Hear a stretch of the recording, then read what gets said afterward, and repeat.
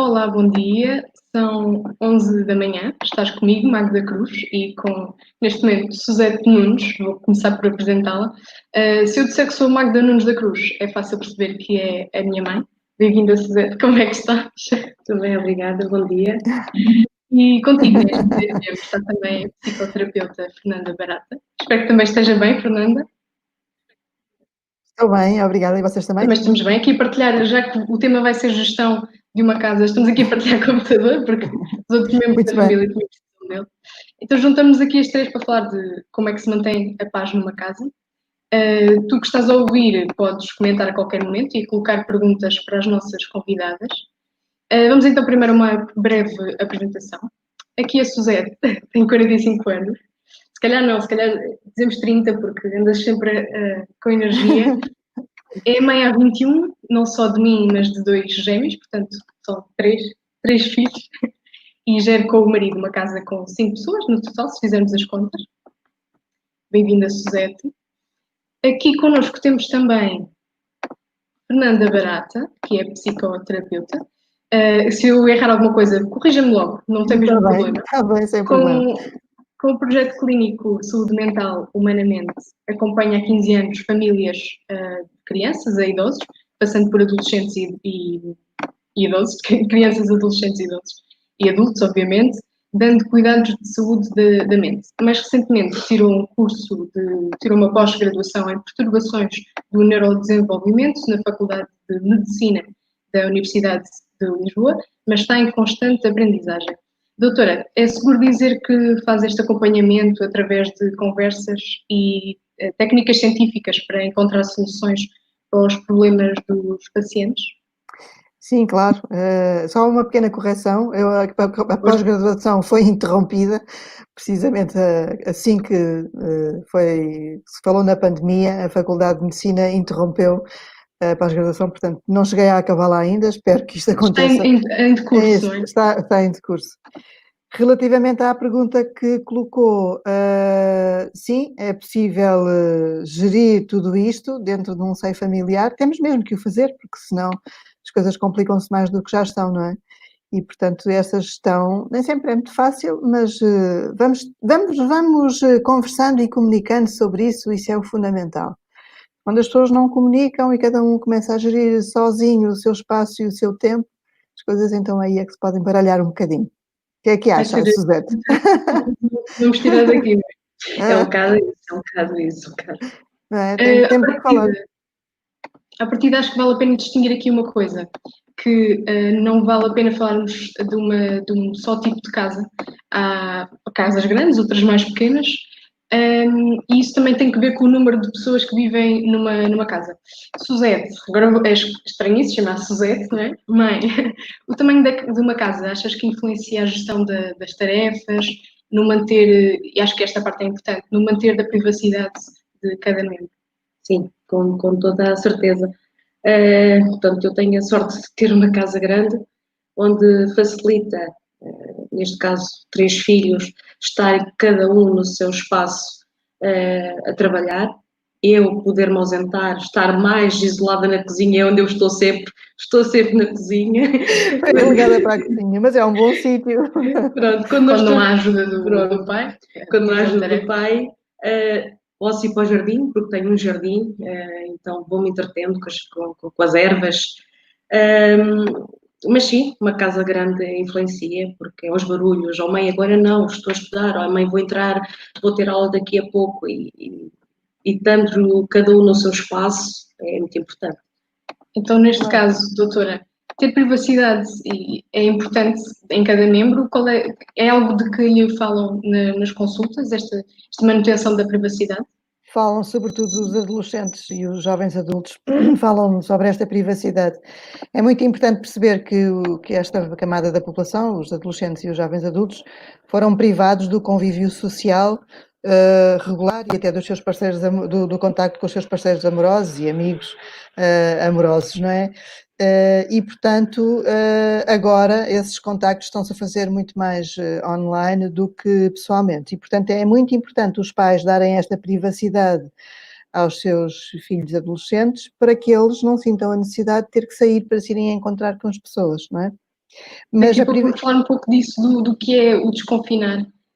Mas conclua, peço desculpa. Ia só dizer que a privacidade é tão importante como o convívio dentro de casa, ou seja, as pessoas precisam de tempo para terem privacidade e terem o seu próprio espaço e se estarem sozinhas e com elas próprias, que é como estamos quando vamos para a rua de uma maneira geral e estamos connosco, quando vamos a conduzir, quando vamos para o liceu, quando vamos para a escola, quando vamos para os outros sítios, não é? Estamos só connosco. E dentro de casa é importante depois termos o tempo para partilhar com as outras pessoas. E é difícil gerar esses momentos de partilha, tanto à mesa, não é? Às vezes não é preciso uma refeição para partilhar. Às vezes às refeições, sim, outras vezes é ao lanche. Não, para mim não é difícil, acho que não é difícil, vai depender também do bom ambiente, do estado psicológico das pessoas. Nós temos, pelo menos nós aqui, somos pessoas bem dispostas, com bom arejamento social. Acho que isso é um novo termo técnico, acho que arejamento adotado. Arejamento social. Sim, ir às janelas, deixar o ar passar, a luz do sol e estarmos todos bem. E não é difícil, de facto, não tem sido. Nós temos, eu respeitar o espaço deles, eles o meu, cada um no seu espacinho, não tem sido difícil. Quando é hora de comer, sim senhor, é hora de comer. Quando não é, olha, hoje não quero comer porque acordei tarde, ok, pronto, guardas o comer e almoças o lanche. É mesmo por aí que vamos continuar. Infelizmente, felizmente agora estamos a falar de famílias estruturadas e bem resolvidas e com harmonia, mas há muitas pessoas que não têm essa possibilidade, não têm essa harmonia familiar. Então o conselho que eu dou é de sentem-se e conversem, comuniquem sobre isto. E estabeleçam regras e depois cumpram-nas, não é? Isso é o mais importante. Há famílias que antes eram muito harmoniosas. Diga, Suzete. Para mim o essencial é um comportamento de respeito e amor mútuo. Se houver isso numa família, há um entendimento, há um equilíbrio. Então não parte só do pai e da mãe? Não, parte de tudo. Parte de todos. Mesmo que sejam crianças, uma família que tenha crianças, jovens e adultos e idosos, tem que partir de todos este consenso acerca das regras e do cumprimento das regras dentro do espaço familiar, não é?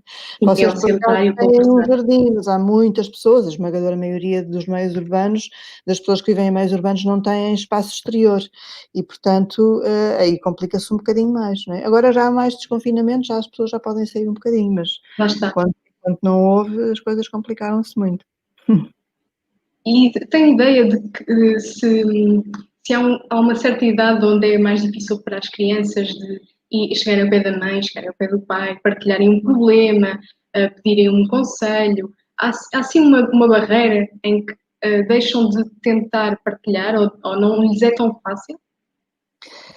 Eu não tenho nenhum estudo, não li nenhum estudo acerca disso. Sabemos que na adolescência se começa a tornar mais difícil a partilha.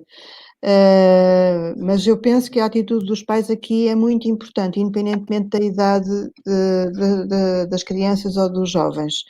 Se a atitude dos pais for uma atitude de compassividade e deixar a porta aberta, digamos assim,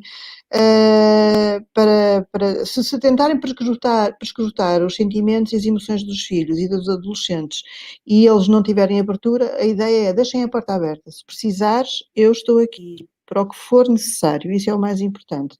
Aí eles saberão que podem contar com e que têm essa segurança, não é? Têm sempre essa segurança. Em último caso, os adolescentes falam com os pais.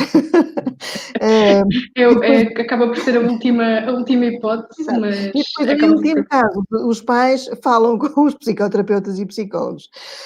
E depois, em último caso, então vão todos fazer uma consulta. E encher-lhe a sala ou o domicílio, que sei que também faz essas consultas. É essa a ideia que tens de tentas ir puxando, estás triste, o que é que se passa? Sim, nós mães temos um dom que é ver realmente que se passa alguma coisa com os nossos filhos.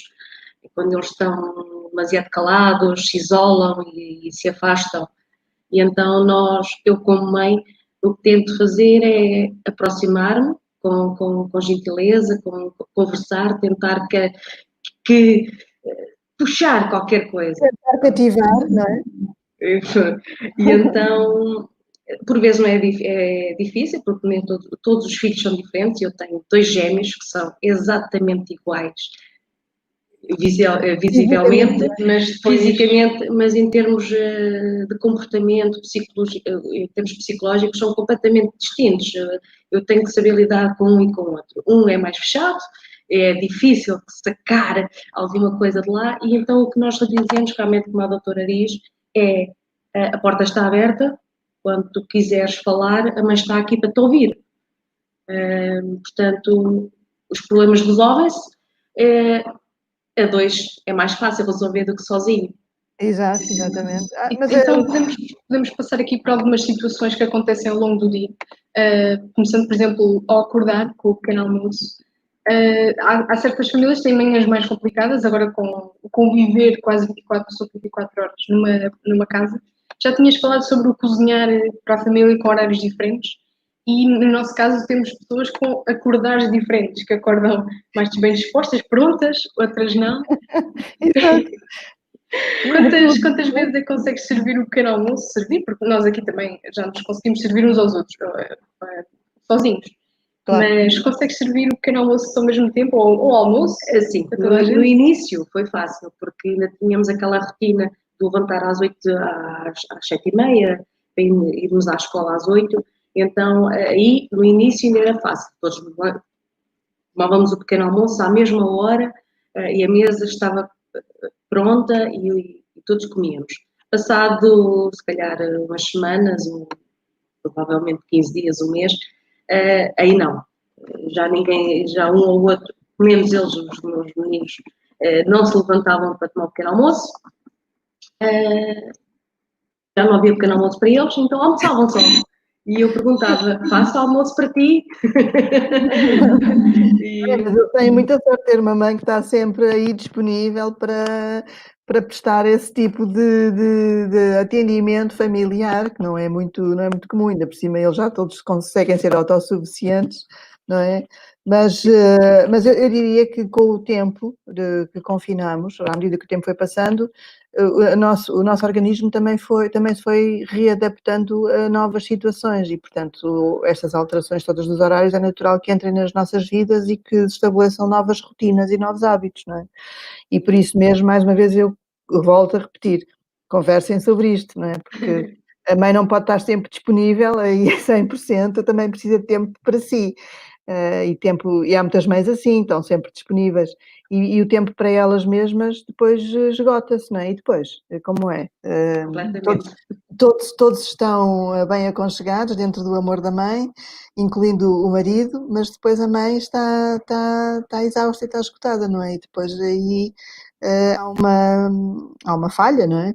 Portanto, tem que também ter tempo para si e para se mimar, não é? Porque é que não trocam de papéis de vez em quando? Pode ser. Pois, há a ideia de que é só no dia da mãe, não é? Porque aparece o pequeno almoço na cama. Doutora, há poucos...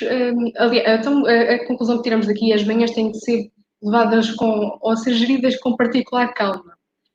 Por causa dos acordares diferentes, dar ali o benefício da dúvida, dar o espaço de... respondeu-me ali torto, mas foi porque acordou há 5 minutos. Talvez. Nem sempre, às vezes também deve ter que haver algum tipo de intervenção. O que lhe queria perguntar é se há poucos, já sabemos que há poucos estudos sobre o comportamento pós-isolamento, mas queria lhe perguntar que tipo de mudanças podem existir num membro da família, ou seja, se há alguma consequência do foro mental quando não há interação social, ou seja, agora distanciando-nos do exemplo de aqui vivemos 5 pessoas. Alguém que, por exemplo, vive sozinho.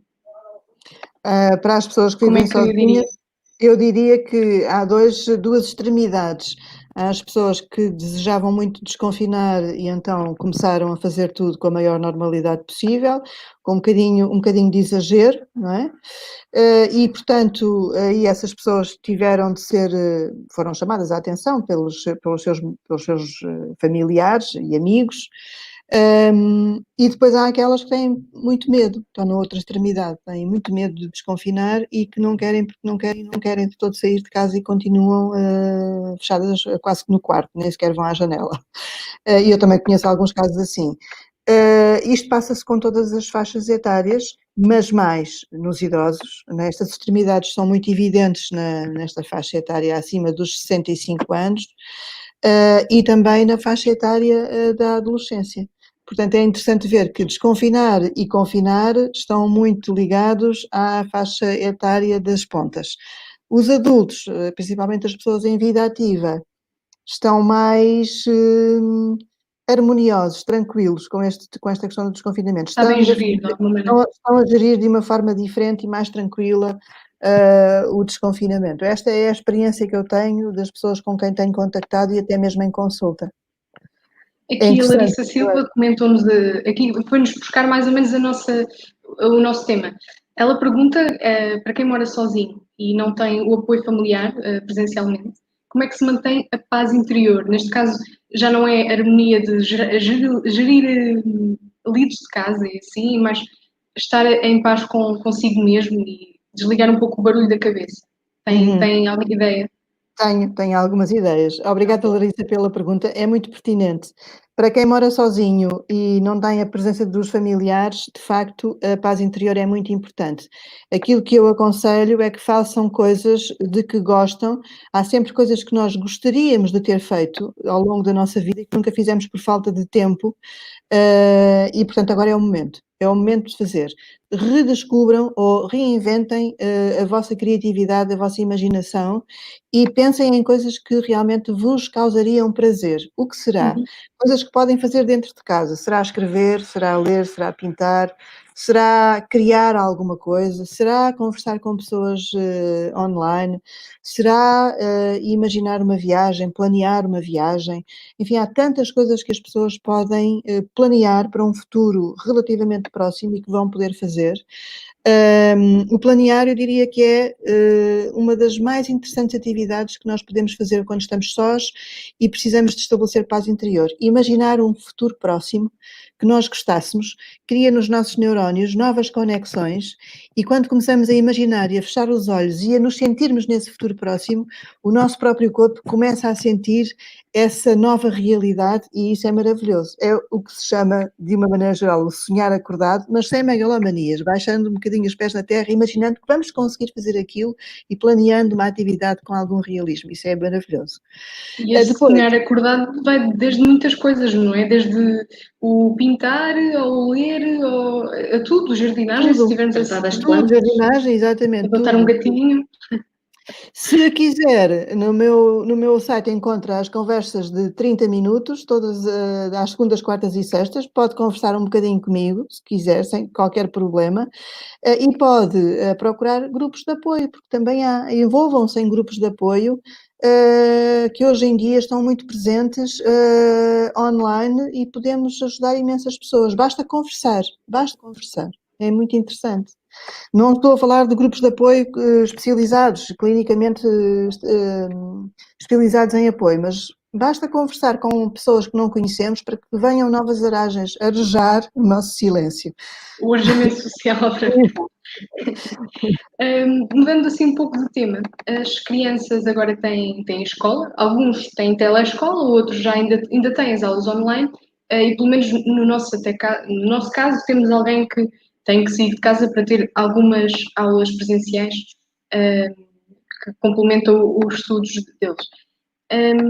Suzete, como é que foi viver numa casa em que quase todas as divisões, seja a sala, seja a cozinha, seja um quarto, eram salas de aula, eram trabalhos de grupo? Como é que foi o teu comportamento ao longo deste tempo de aulas? Complicado. Eu parecia uma barata tonta no início, porque não sabia onde estar, deslocava-me em pontas dos pés, porque estava um em cada seu ponto. Mãe, não ligues o aspirador porque vou estar em direto, vou ter uma aula. E então cheguei quase a ficar com, como se diz, o macaco calmo no rabo, de ficar sentada, muitas vezes sem nada a fazer, ou por vezes sem me apetecer fazer nada, porque provoca uma inércia muito grande, o não se conseguir fazer nada. Ao conseguir avançar. Não se conseguir avançar. E então, o que é que acontece? Isolei-me na cozinha, fiz bolos, fiz biscoitos, inventei receitas. Não me diga que a família engordou. Também. Quase todos os dias era um doce diferente. Meu Deus. Mas depois há o caso de crianças pequenas, não é, doutora? Que já precisam da supervisão dos pais, seja nos trabalhos de casa, mas também que têm que ser um pouco professores.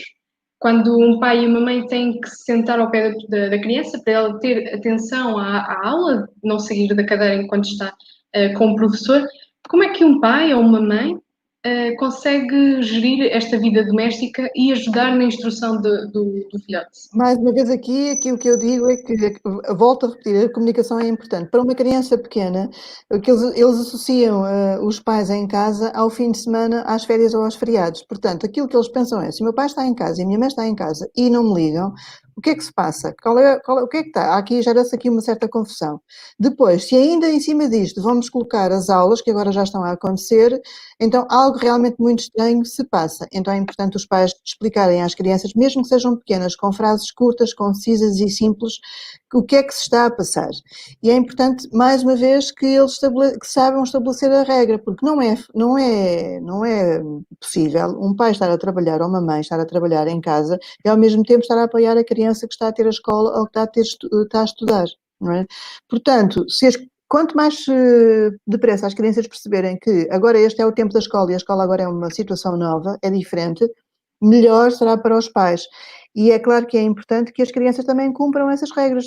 Aqui tem que haver firmeza e determinação por parte dos pais. Não estou a falar em gritar e em rejeitar a criança, nada disso. Estou a falar realmente em saberem comunicar com alguma determinação. E no caso de haver isso, de haver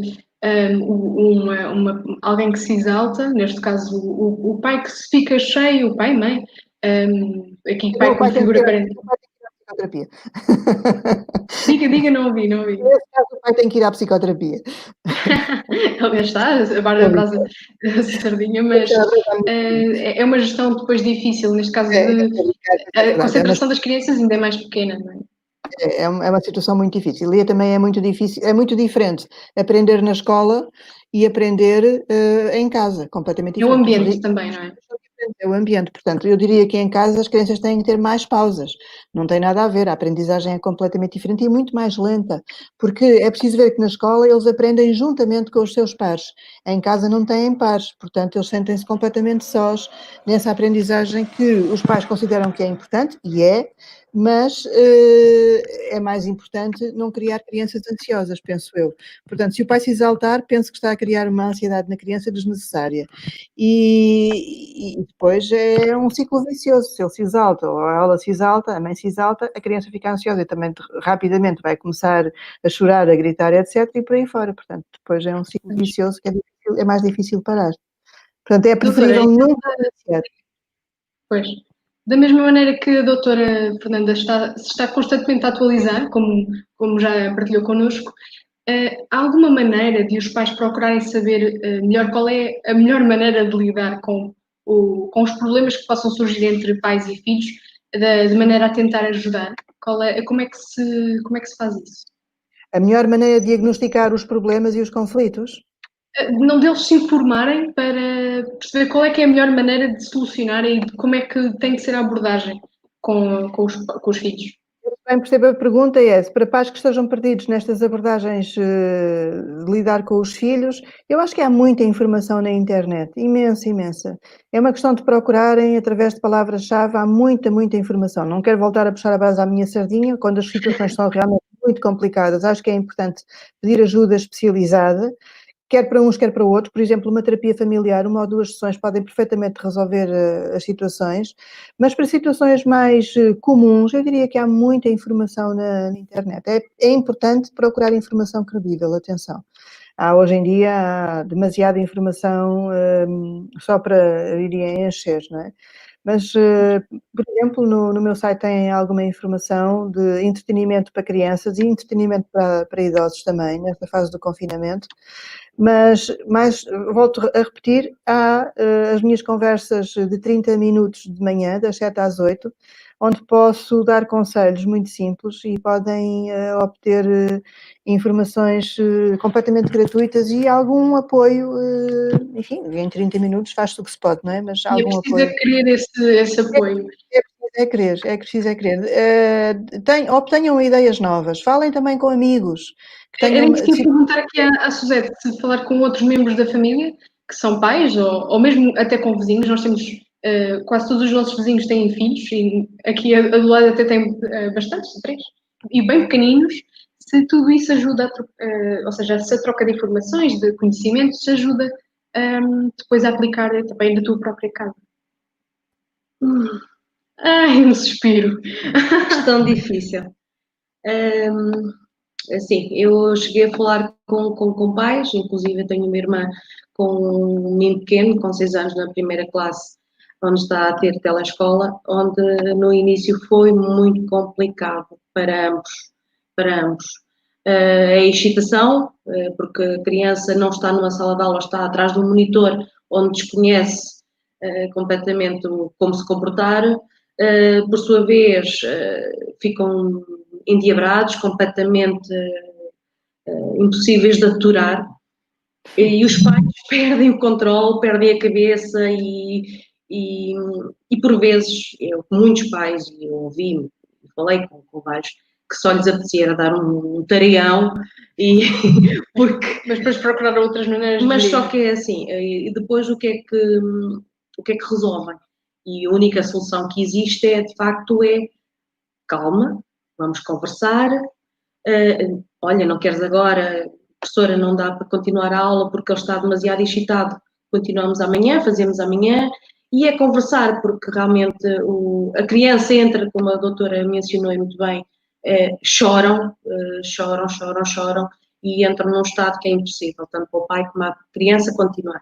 E, de facto, os pais enlouqueceram um pouco, muitos pais enlouqueceram, estavam à beira de um ataque de nervos, muitas mães, pelo que a minha irmã me disse, tomavam ansiolíticos e por aí fora. Doutora, algum conselho que queira dar aos pais? Há duas coisas muito sucintamente importantes. A primeira, trabalhem a respiração consciente. A respiração consciente pode ser feita a brincar. Há várias informações na internet, algumas credíveis, sobre a respiração consciente na área da meditação. Não estou a pedir para os pais meditarem com os filhos, mas trabalhar a respiração consciente ajuda muito a desestressar, a libertar, portanto, este stress que está aprisionado dentro das crianças e que é natural, porque elas estão a viver num território completamente desconhecido e não o sabem gerir. Trabalhem esta respiração consciente e brinquem. Nessas situações em que as crianças estão muito excitadas, parem para brincar com eles. Porque ao brincar as crianças estão a exprimir os seus pensamentos e as suas emoções e é o momento ideal para os pais tentarem perceber o que é que se está a passar, o que é que eles estão a sentir. E, portanto, brinquem. Brincar é a melhor das oportunidades nessas. Em vez de os pais se exaltarem, parem e brinquem. Não há mais nada a fazer. Aproveitem. Obrigada, doutora. Obrigada, mãe. Continuem com a RCFM. Já a seguir vamos ter uma convidada também especial, a Teresa Oliveira, que é locutora na Mega Hits há vários anos. Fiquem por aí, porque toda a semana vamos ter convidados especiais e muitas conversas deste género interessantes. E fiquem bem. Muito obrigada. Obrigada.